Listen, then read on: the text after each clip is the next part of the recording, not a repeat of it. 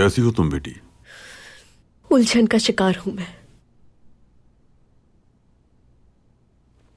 तुम्हें फिक्र करने की जरूरत नहीं, बैठो।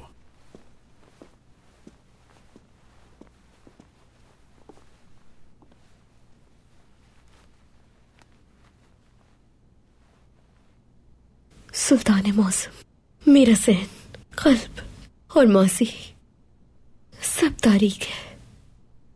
कौन हूं मैं? मेरे आईने में जहर कहां से आया होगा? मैंने महल में आना और आपको जहर देना क्यों कबूल किया था आखिर? परेशान होने की जरूरत नहीं। अगर नीयत खराब होती तो याददाश्त के खो जाने के बाद भी आप ये काम यकीनन कर गुजरती।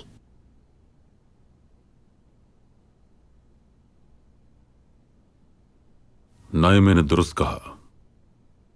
सुल्तान मौसम, माजी में मुस्तकबिल छुप चुका है। कल तक मैं ये जानना चाहती थी कि मैं कौन हूं, लेकिन अब नहीं जानना मुझे।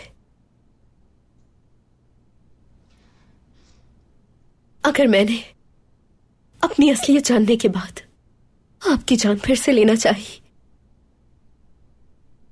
डर लगने लगा है मुझे खुद से। अब इससे कोई फर्क नहीं पड़ता कि तुम्हारा माजी क्या था। अहम यह है कि अब तुम कौन हो।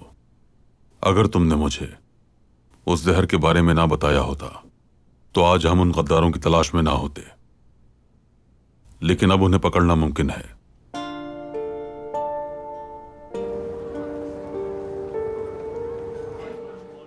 सारा, आखिर बात क्या है? मुझे खुलकर बताओ। तुमने कहा था मेरी बहन का पता चल गया है। कुछ तो बताओ, कैसी है, कहाँ है वो?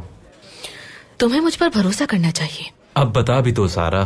तुम जानती हो मैं अपनी बहन के लिए कितना परेशान हूँ। अगर तुम्हें भरोसा नहीं तो मेहरबानी करके चले जाओ यहाँ से। हुकूमत जाबिराना है, जिंदगी अजनबी है, और मेरी आजादी तुमने मेरी बहन के बहाने छीन रखी है। बात यह है समीर, जब तुम आजादी की जंग के लिए बाहर निकले तो अपनी बहन को दर्सगाह में पढ़ने के लिए छोड़ आए थे, इसलिए तुम्हें दिखावा करने की जरूरत नहीं है कि तुम्हें परवाह है। सुल्तान ने अगर मेरे बाबा का कत्ल ना करवाया होता तो आज मैं यहाँ ना होता, समझी? और ना मेरी बहन वहाँ अकेली होती। हम अपने गांव में खुशहाल होते।